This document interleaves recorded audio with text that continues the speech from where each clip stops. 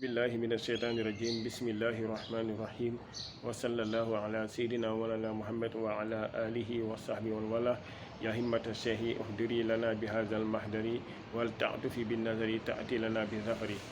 su ko defee mbokk yi ñu am lu ñu mettit loo xamante ne mettitu xol si kaddu ka nga xamante ne mooy Kona leader boobu kaddu yi mu wax jëmale ko si nga xamante ne mooy Serigne Mahi Niass incha allah ñu déglu ko après suñu paree ñu def suñu taxliqaat suñu commentaire suñu yàlla. déggoo leen kii Niass ka atte woon waa Soudan te mënul atte waa réew mi ka jëloon avion dem atte Sénégal ce pays est une farce. Sénégal réew mu neex la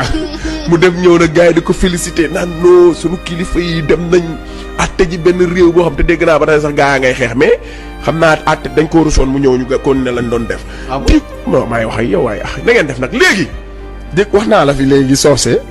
bàyyi la nga def waaye. mais Kona li nga wax ni garaaw na de. yow bàyyi ma Kona yi nii. soose bàyyi ma léegi bàyyi ma wax naa la léegi ne la fan yee déggoon ngeen. Adji Sarr demoon na si am na benn kilifa diina côté Niassène bu ko dalaloon. xam nga dégg ngeen moom dëgg la. waaw loolu nag dafa am rapport ak MC Niass. kon mbokk yi su ko defee rek ñoo déglu kàddu yooyu mi leader boobu mi Kona jël wax kàddu yi ñaaw jëmale ko si kanam mooy Serigne Mahi Niass ba te ànd ak xamante ne mooy mën ni kii ñaawal Serigne bi quoi yow Serigne bi dafa mel ni yow kii koo xamante ne kii wax ak koo xamante ne ku amul benn lii si société bi quoi c'est kii dafa doon kilifa diine liggéey loo xamante ne moom ay wéy juróom ak keneen liggéeyuñu ko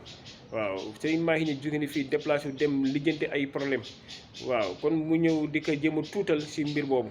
waaye nag si mbiru la nga xamante ne mooy for diw laa for rek yow andul na yaakaar ne moom andu wax kooku dina commencé jékkati ay kàddu ko jëmale si moom déedéet du noonu moo tax ñun dañ war a doon benn ñun turóot yi nekk fii waaw innamal mu'minuuna uxwatun fa aslihu bayna axawaykum kon dañ war a doon benn suñu doonee benn rek ñu mën a am doole waaye bu dul loolu rek ku jóg rek day xëy jël kàddum jékkati ko parce que façon politique bi ñu seetlu jamono ji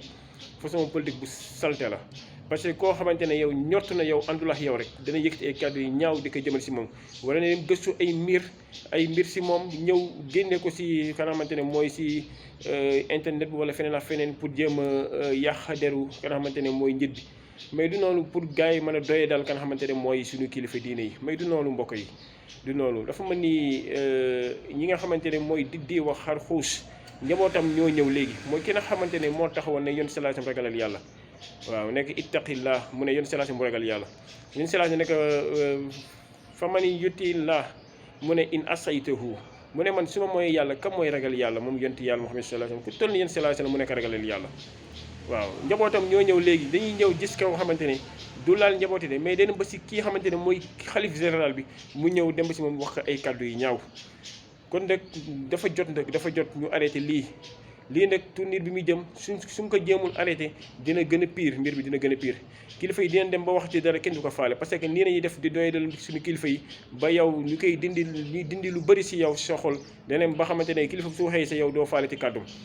yow kàddu politicien bi ne gën a wóolu ko kàddu yu nga xamante ne mooy kilifa diine bi so dañ toll jamono boo xamante ne kilifa diine yi fi nekk wax dëgg yàlla ñoo ngi liggéey wax dëgg yàlla ñoo ngi teg seen njaboot si siraatal mustaqim kon koo xamante ne am na ay kàddu yoo xamante ne amoo ay kàddu remerciement yoo xamante ne jëmale nekk si kilifa bul jël ay kàddu yi ñaaw di ko jëmale si kanam xamante ne mooy suñu kilifa yi Serigne Mahi Niass ñëpp xam ne taxawaayam ba nekk ba def la moom mooy xaadimul umma waaw moom ñëpp xam ne taxaw oyofam bi bëri xam-xam lépp waaye nit koo xamante ne kenn xamul yow ban façon nga na ñëw c'est pas la première fois lii la def grand Serigne de Dakar grand kii Serigne imaamu grande mosquée de Dakar wax ko kàddu yi ñaaw kon nag il est temps ñëpp doon benn ñu jéem a arrêté lii su ko arrêté woon rek fi muy jëm du baax waaw fi muy jëm rek du baax